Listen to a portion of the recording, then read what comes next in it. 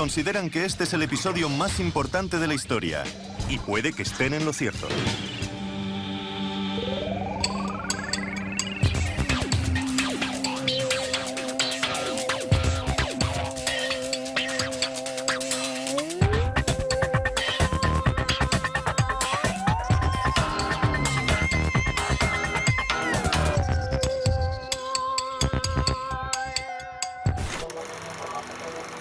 En julio de 1947, Roswell era una pequeña ciudad dormitorio rodeada de ranchos y desiertos.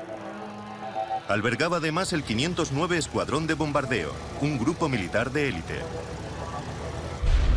Acababan de lanzar 2 bombas en Japón y habían probado un par más en el Pacífico. Los Estados Unidos habían ganado la guerra, y justo cuando todo parecía volver a la normalidad, sucedió algo extraño. Un objeto grande y plateado se precipitó desde el cielo y se estrelló contra el desierto con estrépito.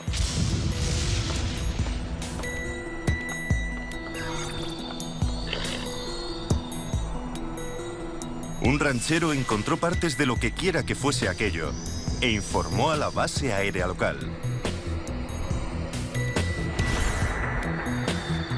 Enseguida, el gobierno se interesó por el suceso y por primera y única vez en la historia del país, emitió un comunicado de prensa sobre el accidente del disco volador. Lógicamente, la noticia acaparó los titulares de toda la nación. Titulares del 8 de julio de 1947. Se ha encontrado un disco volador, la gran historia del año. ¿Qué es y a quién pertenece el platillo volante? Pero un día después se retiró la nota de prensa y se emitió una nueva, con una explicación aún más mundana.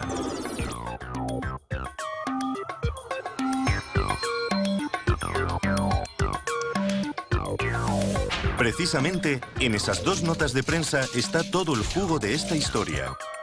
Un día hablan de la guerra de los mundos y al día siguiente no es más que un globo meteorológico. Así que los vecinos de Roswell volvieron a ocuparse de sus granjas y la vida siguió su curso.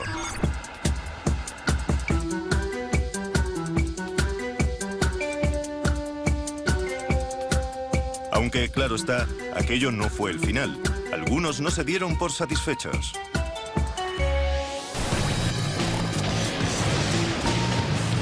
Nunca habríamos oído hablar de Roswell, ni habría salido en las pantallas de televisión, de no ser por el encuentro casual de 2 hombres en 1978. Jesse Marcel, un militar retirado, y Stanton Friedman. De día, un respetable físico, y de noche, uno de los ufólogos más famosos del mundo. Después de 30 años de investigación, estoy convencido de que el gobierno encontró los restos de un accidente y varios cuerpos alienígenas aquí, en Nuevo México. Es una de las más grandes historias del milenio. Un momento, menuda afirmación. Vamos a necesitar algo más de información. Retrocedamos un momento. En 1947, Jesse Marcel era el oficial encargado de inteligencia en la base aérea de Roswell.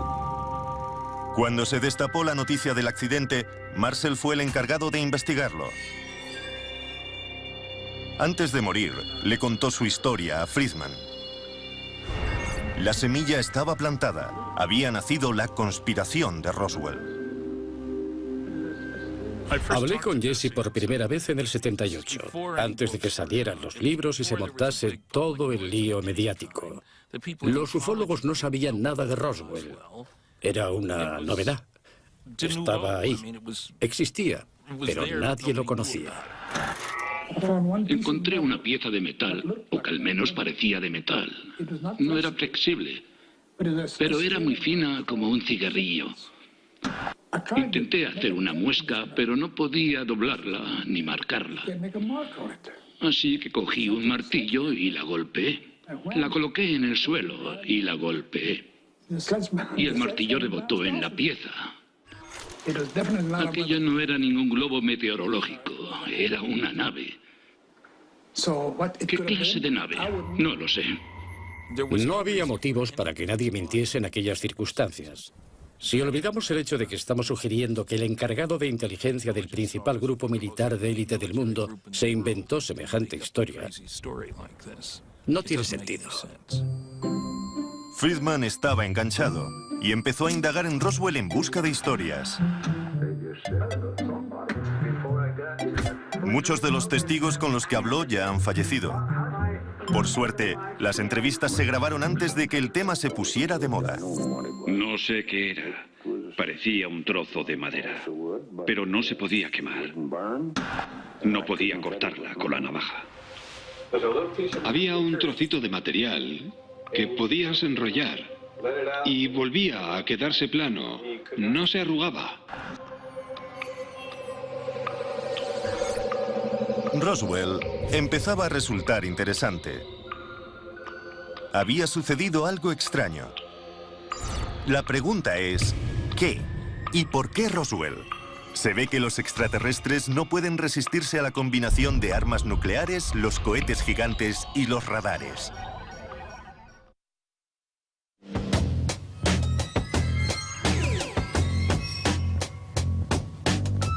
Sucedió algo extraño en Roswell, eso lo sabemos. Como también sabemos que ninguno de nosotros habría oído hablar de ello si Stanton Friedman no hubiese conocido a Jesse Marcel. Marcel le habló a Friedman del platillo volante que se estrelló en Roswell. A partir de ahí, Friedman desarrolló una teoría. A finales de la Segunda Guerra Mundial, cualquier alienígena inteligente que nos visitase podría deducir a partir de 3 señales que los tontos de los terrícolas y su sociedad primitiva acabarían por molestarles, porque su principal actividad era la contienda tribal. Aquellas 3 señales eran las armas nucleares, los cohetes V2 y un potente radar. ¿No es increíble que en julio de 1947 el único lugar del planeta donde se podían estudiar las 3 tecnologías fuese el sureste de Nuevo México? En su teoría, Friedman desarrolló la habilidad de saber lo que pensaban los extraterrestres. Pero si hubo un platillo volante en Roswell, no aterrizó, se estrelló. Y por lo que sabemos, bien podría estar de camino a Mercurio, por poner un ejemplo. Fuese cual fuese su destino, nunca llegó, y a nosotros nos quedó el misterio. Solo queda una persona viva que tuvo en sus manos un pedazo del ovni siniestrado. Y no es el típico amante de las teorías conspiratorias, sino un cirujano de vuelo del ejército estadounidense. Se pueden descartar las demás explicaciones. ¿Qué nos queda entonces? Una nave extraterrestre. Es la explicación más excéntrica, pero también la más sencilla.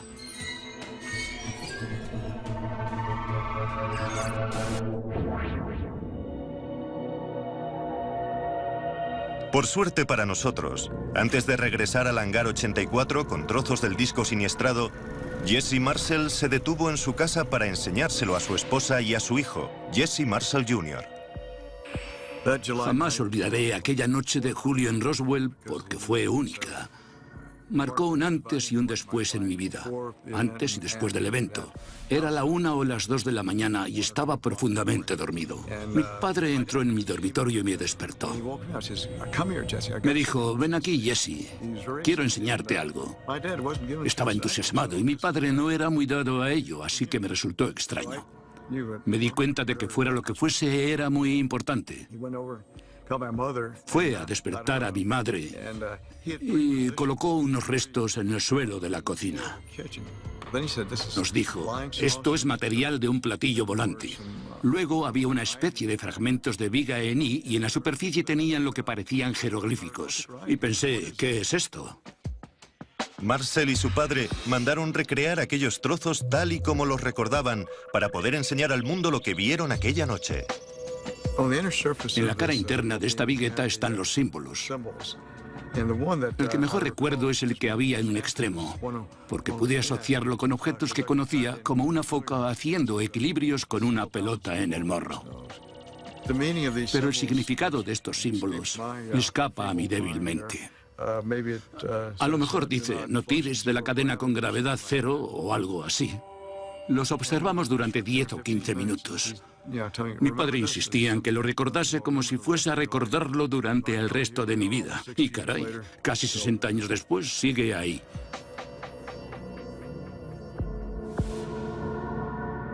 Como su padre, Jesse Jr. se alistó en el ejército y es cirujano de vuelo desde hace 40 años.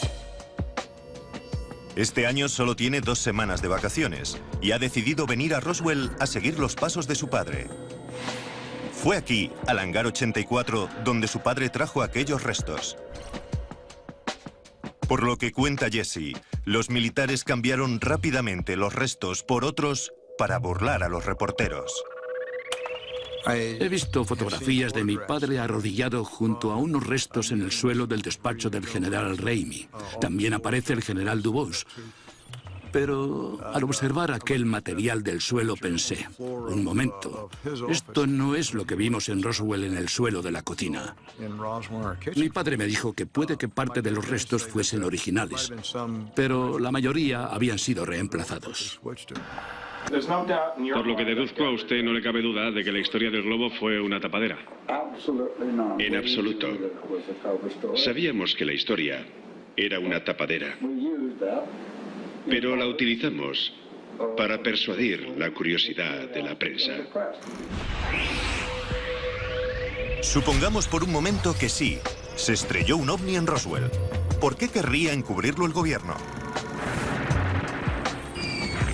Han pasado 2 años desde la Segunda Guerra Mundial. Hay mucha tensión en el mundo y la Guerra Fría empieza a calentarse. Tal vez no fuese un buen momento para admitir que no tenían control sobre su propio espacio aéreo. No me sorprendería que lo hubiesen encubierto. ¿Qué iban a decir? ¿Que los extraterrestres venían de visita? No sabemos qué quieren, de dónde vienen ni cómo operan. Pensamos que les gustaría saberlo. Un momento. La pregunta que nos hacemos entonces es, ¿por qué afirmó primero el gobierno que era un disco volador? Hay 2 posibilidades. Una, que alguien en la parte baja de la cadena de mando se emocionase y cometiese un simple error. Pero el protocolo militar detectó que un comandante del Escuadrón 509 autorizó la nota de prensa. Luego, no parece que fuese un simple error. 2. Se planificó la contradicción. Esta es la teoría. Primero admites que es un ovni, y luego se ofrece una explicación más plausible, como la del globo meteorológico. La gente se creerá antes lo del globo que lo de la nave interestelar. Aunque no es tan sencillo como suena. En primer lugar, había gente en la ciudad que sabía cosas. En segundo lugar, lanzar una nota de prensa que luego se pudiese tirar a la basura. Era una solución fantástica. La gente se tragó la tapadera.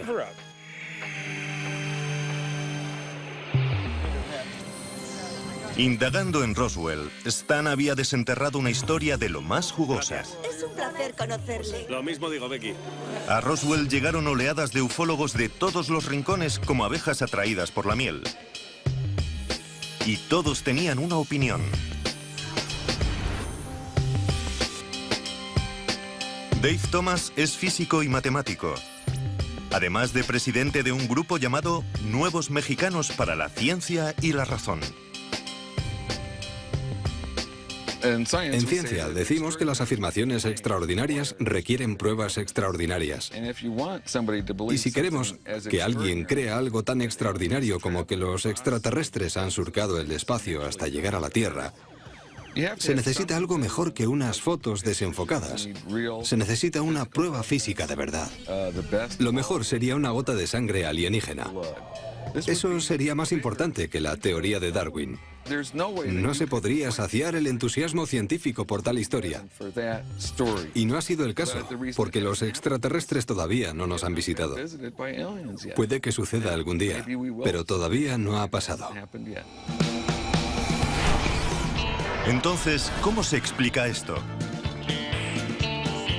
Algunos creen que lo que cayó en Roswell fue más que un simple disco.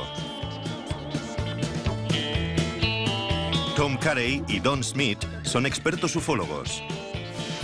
Han dedicado más de 20 años a esta historia y están convencidos de haber descubierto la verdad. Lo que se estrelló en Roswell no era de este planeta. Nos lo han confirmado montones de testigos que vieron el accidente y a los tripulantes fallecidos.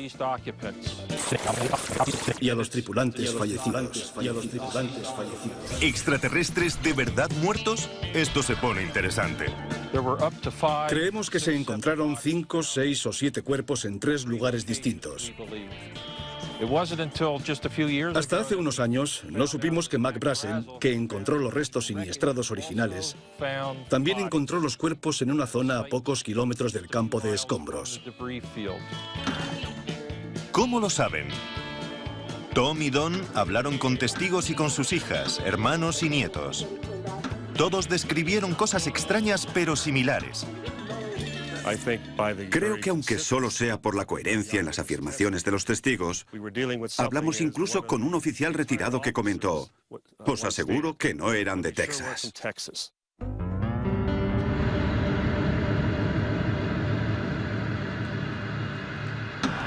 Eran bajitos, tenían la cabeza grande para su tamaño. Tenían la cabeza grande, más grande por arriba y estrecha por abajo. Su cabeza era mucho más grande que el cuerpo, como desproporcionada en relación al cuerpo. Tenían los ojos muy hundidos y lo más increíble es que el cráneo era flexible, no era un cráneo duro. Mi abuelo me dijo que tenían la cabeza muy grande y que el traje que llevaban era como... parecía de seda. Parecían humanos, pero no eran como nosotros.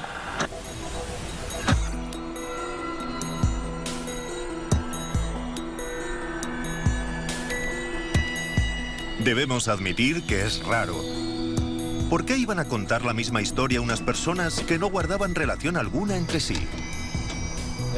Por extraño que parezca para algunos, aunque a mí me parece de lo más normal que hubiese cuerpos, tiene que haber tripulación a bordo de una nave. ¿Y por qué se estrellaron? Porque alguien cometería un error. Había una tripulación, individuos.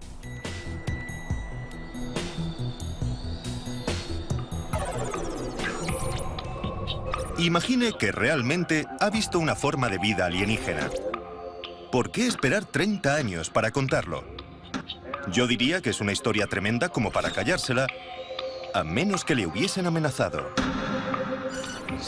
Me dijo que yo no había visto nada, que no había habido ningún accidente. Le dije: mire señor, soy un civil y no puede hacerme nada. Y me respondió: sí que podemos, señor. Me dijo que alguien sacaría mis huesos de la arena. Llegó la policía militar y nos dijo a George y a mí que si hablábamos del incidente, si mencionábamos cualquier cosa, no solo nos matarían a nosotros, sino a toda la familia. Una de las pocas ocasiones en que recuerdo a mi padre tan serio fue cuando llegó y le dijo a mi madre que aquello no había pasado, que no había sucedido y que no se lo contase a nadie, ni a los amigos ni a nadie. Los testimonios de los testigos resultan problemáticos. Tal vez quieren creerlo con tanto ahínco que no se dan cuenta de que están exagerando la verdad. En el caso concreto de Roswell, el gran problema es que han pasado 40 o 50 años. No aparecen ni en los libros de ovnis de los 60. Y de pronto, como el ave fénix, Roswell resurge de las cenizas y se convierte en un mito tremendo, cada vez mayor. Y uno de los signos de esa mitología en aumento es que las teorías empiezan a diversificarse. En lugar de converger hacia lo que realmente sucedió, en vez de un solo lugar del siniestro, aparecen 6 distintos, para que puedas elegir. ¿Qué autor de ovnis te gusta más? Pues te quedas con él. Y he aquí una de las teorías sobre el lugar del accidente. Don y Tom nos mostrarán a continuación sus averiguaciones en esta enorme pizarra. En nuestra opinión, a 32 kilómetros al sur-sureste de Corona, se produjo una explosión de la que cayeron restos en este punto concreto. Siguiendo la línea de la trayectoria del objeto, varios cuerpos cayeron a unos 3 o 3,5 kilómetros al suroeste. Esa es la segunda zona. Siguiendo la línea de la trayectoria, los restos de una cápsula siguieron a unos 25 kilómetros antes de impactar, en este punto a 65 kilómetros al noroeste de Roswell. Todavía no lo hemos encontrado. Seguimos buscando este sitio. Por lo que a mí respecta, se produjeron 2 accidentes. Creo que hubo gente que quiso tener su momento de gloria o participar del fenómeno de Roswell, y por eso han mencionado otros puntos, y lo siguen haciendo, incluso mucho después de que los datos hayan demostrado que no existieron. Para muchos, es una forma de hacer carrera. Los libros, las películas. A mí no me pagan miles de dólares por una charla. Los platillos volantes no son reales. La gente no está dispuesta a gastarse el dinero para oír eso. Si lo abres, te lo firmo. De acuerdo. Y tendrás que comprar. 14,95. No era broma, 168 minutos. Shatner me da un codazo y me dice, Don, hemos vendido todas las entradas. Un éxito. 9,95 dólares. Así que ahora la historia de Roswell ha generado su propia industria. Toda esta investigación ha desatado una tormenta de arena de controversia. En la década de los 80 los debates se acumulan. ¿Hubo cuerpos? ¿No hubo cuerpos? ¿Discos, globos? ¿2 zonas de impacto? ¿3? Resulta agotador. ¿Alguien más quiere que decirme un libro?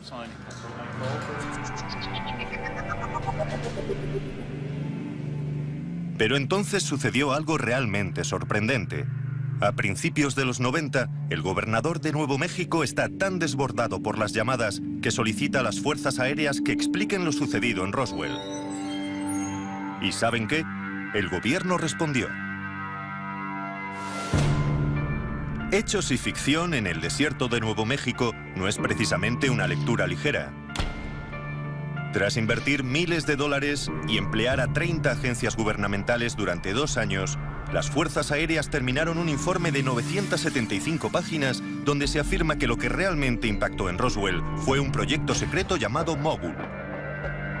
¿Qué es Mogul? Pues es un globo. Llamarlos globos meteorológicos me parece una terrible injusticia. No eran simples globos. Eran unos experimentos físicos gigantes que medían 182 metros de alto y que requerían al menos una docena de globos para elevarlos. Tenían paracaídas y anillas y cuerdas. Y una de las principales características eran los curiosos reflectores de radar, hechos de un papel metálico y brillante que no se abollaba fácilmente. No dieron el cambiazo con los restos. Lo que aparece en las fotografías es lo que hubo. Eso es el incidente de Roswell.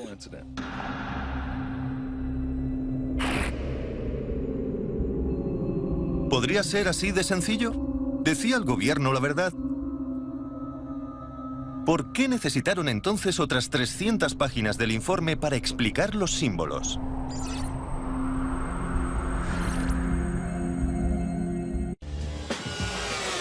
Algo se estrelló a las afueras de Roswell. El ejército estadounidense dice que fue un globo meteorológico llamado Mogul, de lo que da buena cuenta el informe Roswell. 900 páginas son un volumen considerable para demostrar algo tan simple. Para algunos resulta sospechoso. El proyecto Mogul es una falacia, sinceramente. Todo lo que mencionan es incorrecto. Las características del material que los testigos describen y que se encontró en el campo no concuerdan. Mogul tenía componentes de láminas de metal que hasta un niño podría romper, palos que podrían cortarse fácilmente. Los testigos oculares afirmaban que las vigas en I no se podían romper ni quemar. No tienen nada que ver.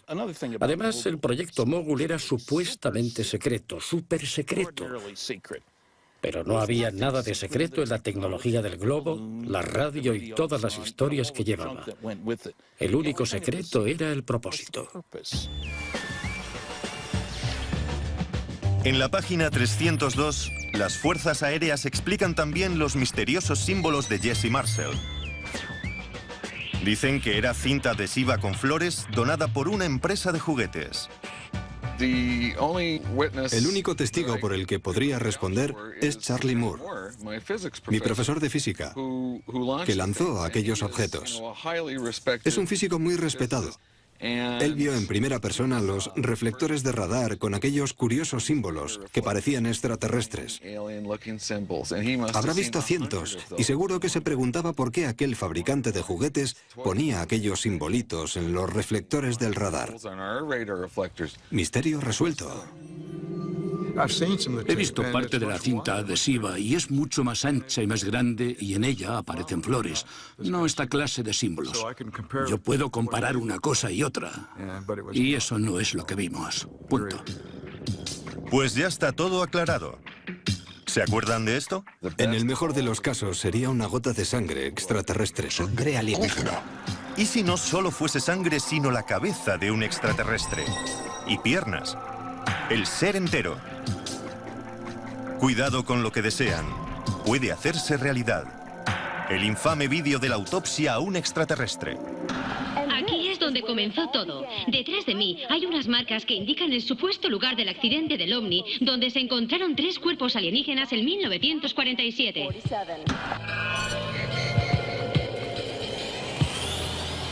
Estamos ya a mediados de los 90. La historia de Roswell se ha intensificado y el informe de las fuerzas aéreas ha avivado las llamas de la conspiración. Es tal el impacto mediático que el país entero está loco por los extraterrestres. En la televisión triunfan Expediente X, Más allá del límite, Star Trek. En el cine Independence Day y Mars Attacks. No sabía lo que era, ni si alguna criatura iba a salir y venir a por nosotros. Están abduciendo a gente. Los extraterrestres vienen a visitarnos. Es hora de que la gente despierte espiritualmente. Y entonces surgió algo más. En el momento perfecto, sospechosamente. Se convirtió en una de las filmaciones más controvertidas jamás vistas en televisión. Aseguran que se trata de una autopsia real a un extraterrestre y que la criatura de la mesa se encontró en el lugar del siniestro de Roswell.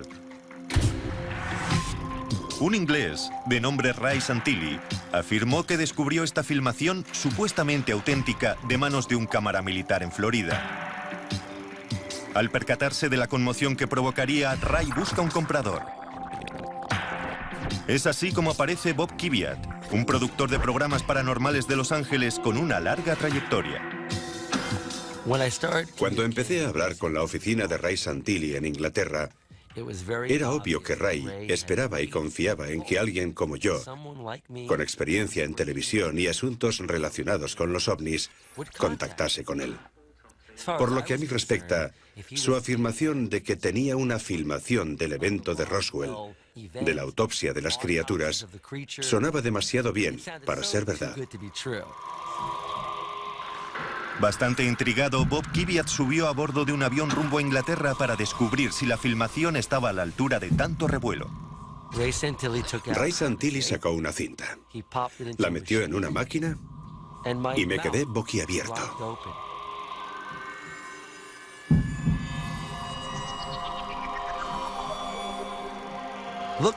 Parecía una extraterrestre preñada.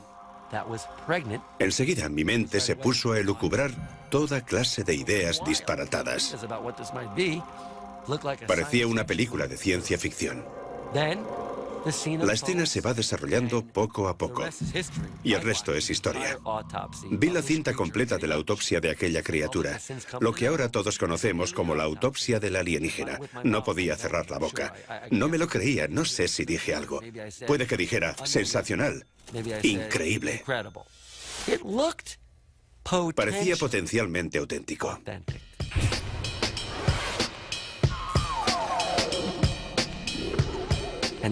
Todo aquello se me ocurrió mientras lo veía. Era imposible no mostrárselo al público estadounidense. Eso era lo que sentía.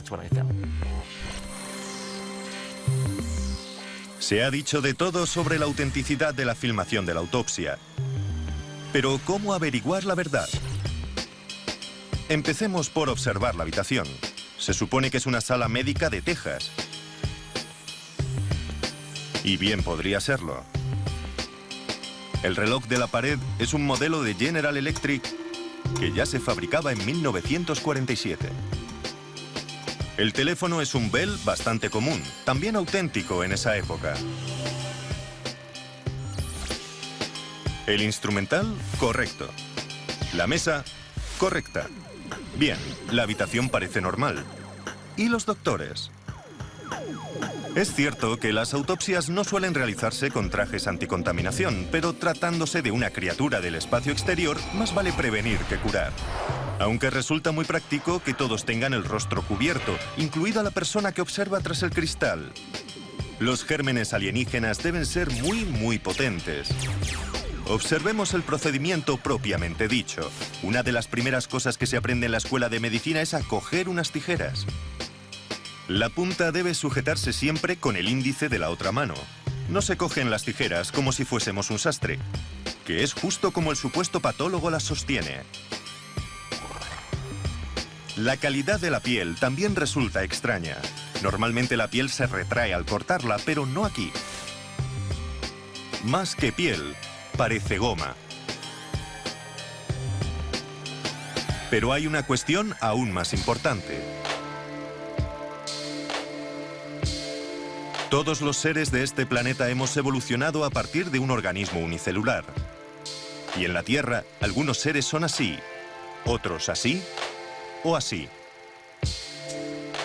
¿Qué probabilidades hay de que los extraterrestres evolucionasen y tengan 2 ojos, una nariz, una boca, 4 extremidades e incluso genitales en el mismo sitio que nosotros? Es extraordinario. Está tan bien hecho que si es falso, es la obra de un maestro. ¿Pero qué maestro? ¿Fue obra de Ray Santilli?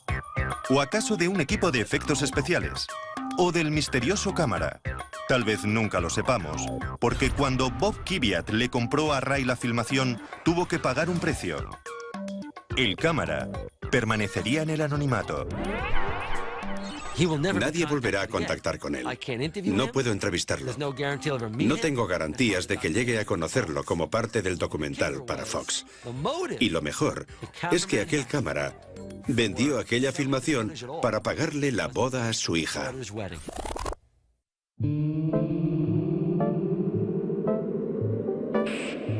Parece que todos consiguieron lo que querían. Fox emitió el programa y 30 millones de personas se quedaron pegadas al televisor. A día de hoy, no hay pruebas de que la filmación sea real, pero quienes no conocían nada de Roswell ya pueden participar en el debate.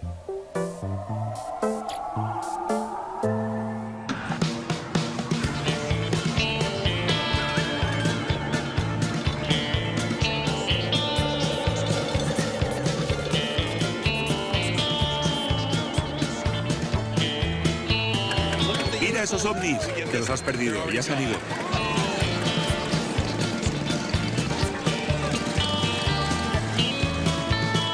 La leyenda de Roswell crecía. El debate sobre la autopsia del extraterrestre añadió leña al fuego.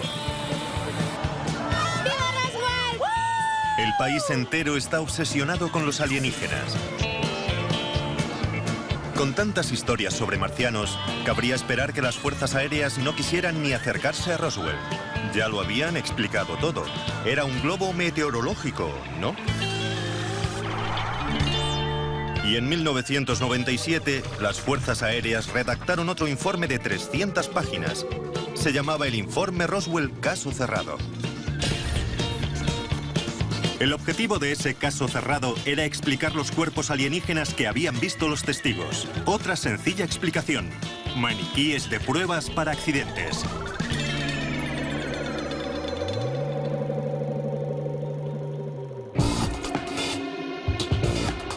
Nick Redfern es ufólogo y autor de 7 libros sobre fenómenos paranormales.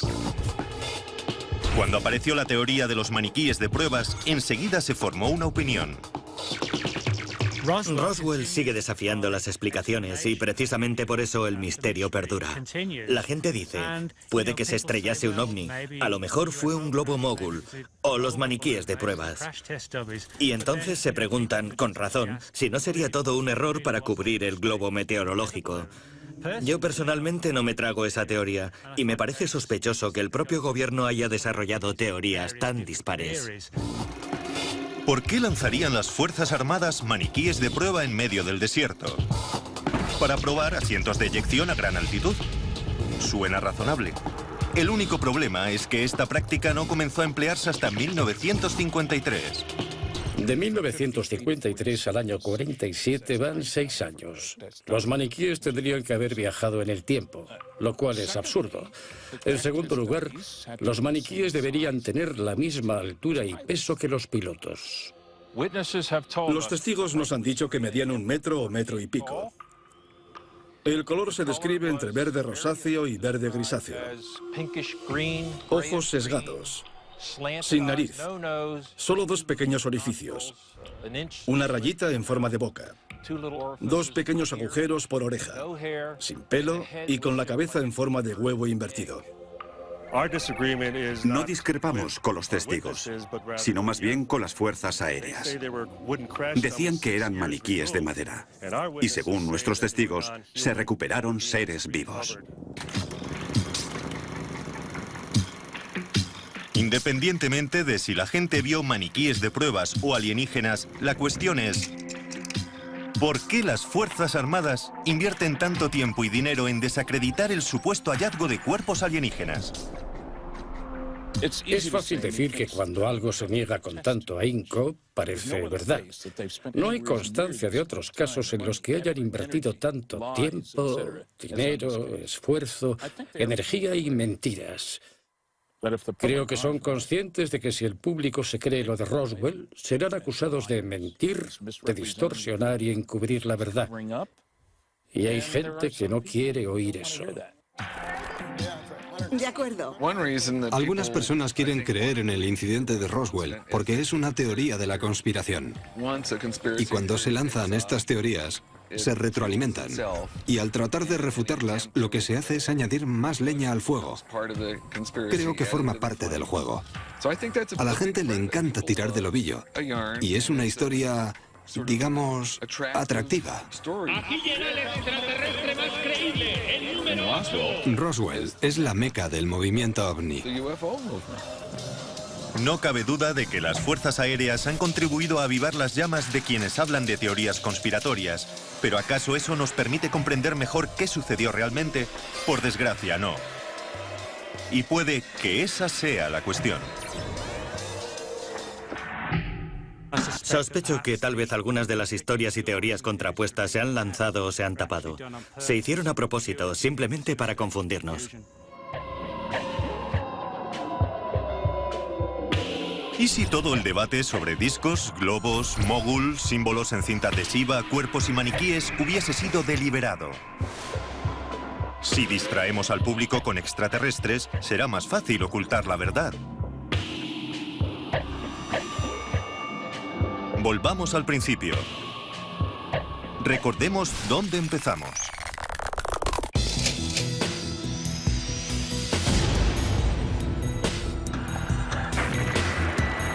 Han pasado 2 años desde la Segunda Guerra Mundial. El gran enemigo de los Estados Unidos eran los nazis, no los alienígenas. Puede que los vecinos de Roswell viesen un disco volador, pero ¿y si no fuese de otro planeta? ¿Y si era una nave secreta de diseño nazi?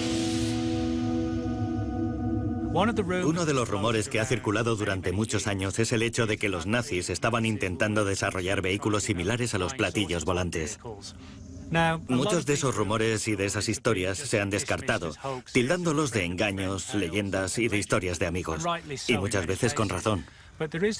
Pero hay ciertas evidencias que sugieren que en aquella época los nazis estaban trabajando en una aeronave perfectamente circular. En los informes del FBI figuran entrevistas realizadas a prisioneros de guerra y pilotos de caza alemanes que habían visto vuelos de prueba de aviones circulares en aeródromos de la Alemania nazi durante la Segunda Guerra Mundial. Pero, ¿qué tiene todo esto que ver con Roswell?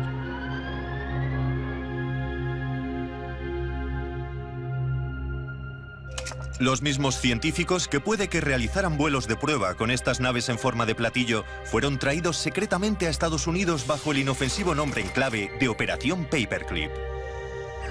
La Operación Paperclip es un proyecto que comenzó en la fase final de la Segunda Guerra Mundial para atraer científicos nazis y colaborar con Estados Unidos en el conflicto bélico.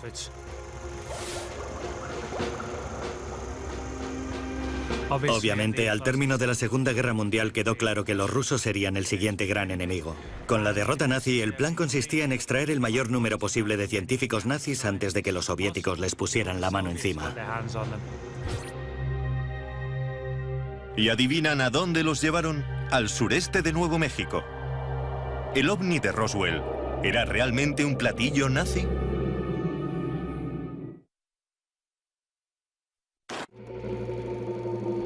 ¿Y si lo que impactó no fue un balón meteorológico como afirma el ejército estadounidense? Ni un ovni, como afirman los ufólogos. ¿Y si fue una nave nazi? La operación Paperclip era una operación secreta para traer a científicos nazis al desierto de Nuevo México.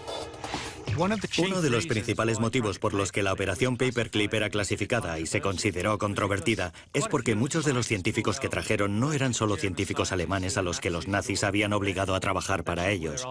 Algunos eran nazis ardientes.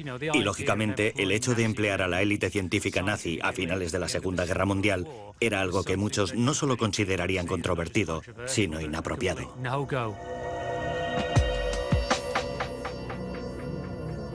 ¿Y si el gobierno se hubiese servido de la idea del ovni para encubrir sus propias actividades? Pero entonces, ¿qué hay de los hombrecillos verdes? Paperclip ofrece una explicación plausible para el disco, pero ¿y los pilotos de 1 metro de altura? Lo que tenemos en Roswell es un enorme campo lleno de restos e informes de cuerpos alienígenas prácticamente en el mismo lugar. Seguramente lanzaron un cohete V2, una práctica habitual en esa época, traído de la Alemania nazi y con una tripulación de monos a bordo, que impactó fuera de los límites establecidos. Con la Guerra Fría en su punto álgido, no querían que los rusos se enterasen, así que inventaron toda esta historia del disco volante para encubrir este experimento con monos. Las propias fuerzas aéreas han negado esta teoría, pero es un hecho que años después de lo de Roswell se realizaron varios experimentos de esta clase, con monos a bordo de cohetes tipo V2. Seguramente no les sorprenda que los ufólogos más entregados no sean muy amigos de esta teoría. Allí no había nada convencional, ni cables, ni tubos de aspirador, ni remaches, tornillos, pernos, nada de eso. Si era tecnología alemana, ¿cómo es que emplearon componentes extraterrestres? La realidad es que ninguno de nosotros, ni siquiera los ufólogos, estuvo allí. Desde 1947, numerosas personas han tratado de averiguar la verdad de lo que sucedió en Roswell, pero ¿saldrá alguna vez a la luz?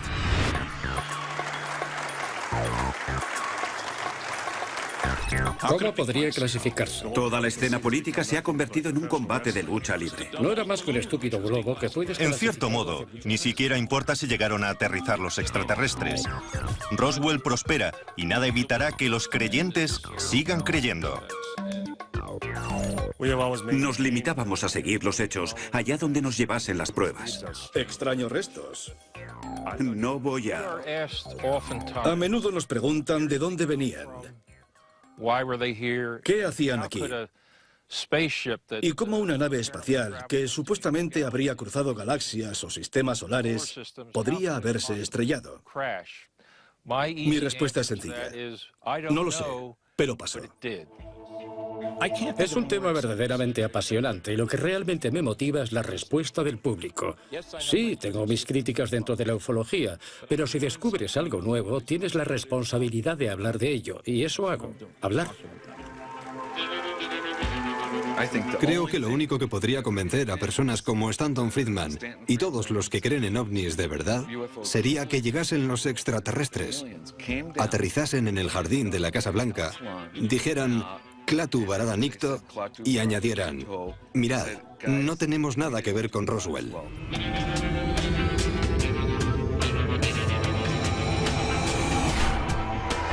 Puede que las pruebas definitivas se encuentren en algún archivo militar o en alguna cámara acorazada.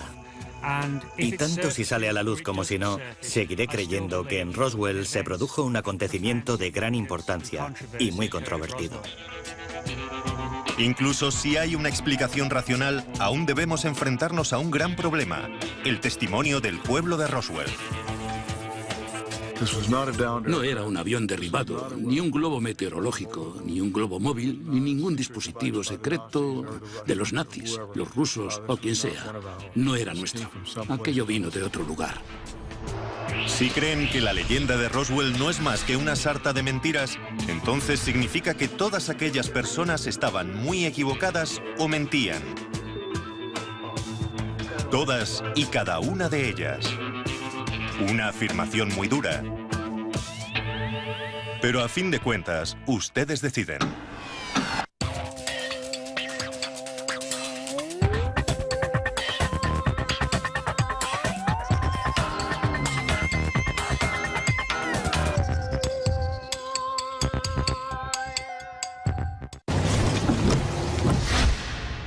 Tapó la noticia del accidente, Marcel fue el encargado de investigarlo. Antes de morir, le contó su historia a Friedman. La semilla estaba plantada. Había nacido la conspiración de Roswell. Hablé con Jesse por primera vez en el 78, antes de que salieran los libros y se montase todo el lío mediático. Los ufólogos no sabían nada de Roswell. Era una novedad. Estaba ahí. Existía, pero nadie lo conocía. Encontré una pieza de metal, o que al menos parecía de metal. No era flexible, pero era muy fina como un cigarrillo. Intenté hacer una muesca, pero no podía doblarla ni marcarla. Así que cogí un martillo y la golpeé. La coloqué en el suelo y la golpeé. Y el martillo rebotó en la pieza. Aquello no era ningún globo meteorológico, era una nave. ¿Qué clase de nave? No lo sé. No había motivos para que nadie mintiese en aquellas circunstancias. Si olvidamos el hecho de que estamos sugiriendo que el encargado de inteligencia del principal grupo militar de élite del mundo se inventó semejante historia, no tiene sentido. Friedman estaba enganchado y empezó a indagar en Roswell en busca de historias. Muchos de los testigos con los que habló ya han fallecido. Por suerte, las entrevistas se grabaron antes de que el tema se pusiera de moda. No sé qué era. Parecía un trozo de madera, pero no se podía quemar. Era un ejemplo. Fuese cual fuese su destino, nunca llegó, y a nosotros nos quedó el misterio. Solo queda una persona viva que tuvo en sus manos un pedazo del ovni siniestrado. Y no es el típico amante de las teorías conspiratorias, sino un cirujano de vuelo del ejército estadounidense. Se pueden descartar las demás explicaciones. ¿Qué nos queda entonces? Una nave extraterrestre. Es la explicación más excéntrica, pero también la más sencilla.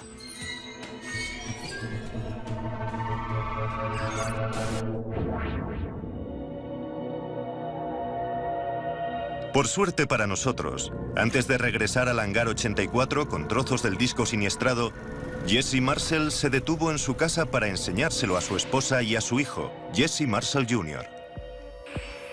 Jamás olvidaré aquella noche de julio en Roswell porque fue única. Marcó un antes y un después en mi vida, antes y después del evento. Era la 1 o las 2 de la mañana y estaba profundamente dormido. Mi padre entró en mi dormitorio y me despertó. Me dijo, ven aquí, Jesse, quiero enseñarte algo. Estaba entusiasmado y mi padre no era muy dado a ello, así que me resultó extraño. Me di cuenta de que fuera lo que fuese, era muy importante. Fue a despertar a mi madre y colocó unos restos en el suelo de la cocina. Nos dijo, esto es material de un platillo volante. Luego había una especie de fragmentos de viga en I y en la superficie tenían lo que parecían jeroglíficos. Y pensé, ¿qué es esto? Marcel y su padre mandaron recrear aquellos trozos tal y como los recordaban. ¿Es el platillo volante? Pero un día después se retiró la nota de prensa y se emitió una nueva, con una explicación aún más mundana.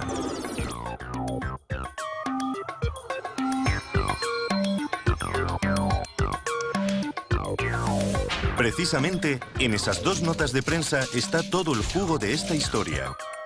Un día hablan de la guerra de los mundos y al día siguiente no es más que un globo meteorológico. Así que los vecinos de Roswell volvieron a ocuparse de sus granjas y la vida siguió su curso.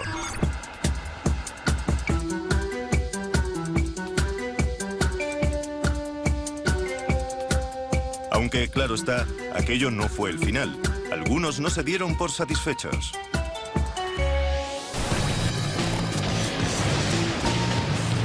Nunca habríamos oído hablar de Roswell, ni habría salido en las pantallas de televisión, de no ser por el encuentro casual de dos hombres en 1978. Jesse Marcel, un militar retirado, y Stanton Friedman. De día, un respetable físico, y de noche, uno de los ufólogos más famosos del mundo. Después de 30 años de investigación, estoy convencido de que el gobierno encontró los restos de un accidente y varios cuerpos alienígenas aquí, en Nuevo México. Es una de las más grandes historias del milenio. Un momento. Menuda afirmación. Vamos a necesitar algo más de información. Retrocedamos un momento. En 1947, Jesse Marcel era el oficial encargado de inteligencia en la base aérea de Roswell. Cuando se consideran que este es el episodio más importante de la historia, y puede que estén en lo cierto.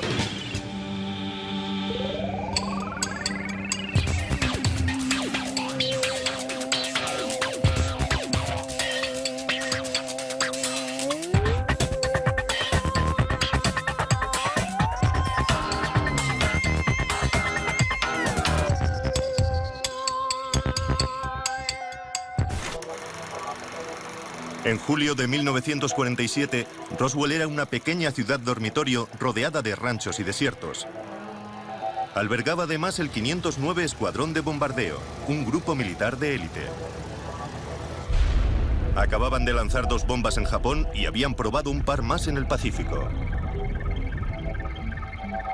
Los Estados Unidos habían ganado la guerra, y justo cuando todo parecía volver a la normalidad, sucedió algo extraño. Un objeto grande y plateado se precipitó desde el cielo y se estrelló contra el desierto con estrépito.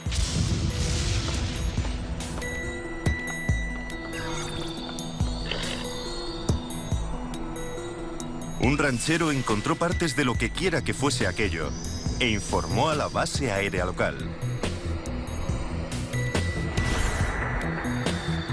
Enseguida, el gobierno se interesó por el suceso y por primera y única vez en la historia del país, emitió un comunicado de prensa sobre el accidente del disco volador. Lógicamente, la noticia acaparó los titulares de toda la nación.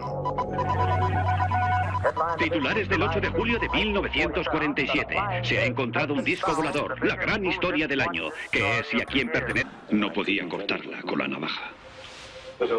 Había un trocito de material que podías enrollar y volvía a quedarse plano. No se arrugaba. Roswell empezaba a resultar interesante. Había sucedido algo extraño. La pregunta es, ¿qué? ¿Y por qué Roswell? Se ve que los extraterrestres no pueden resistirse a la combinación de armas nucleares, los cohetes gigantes y los radares.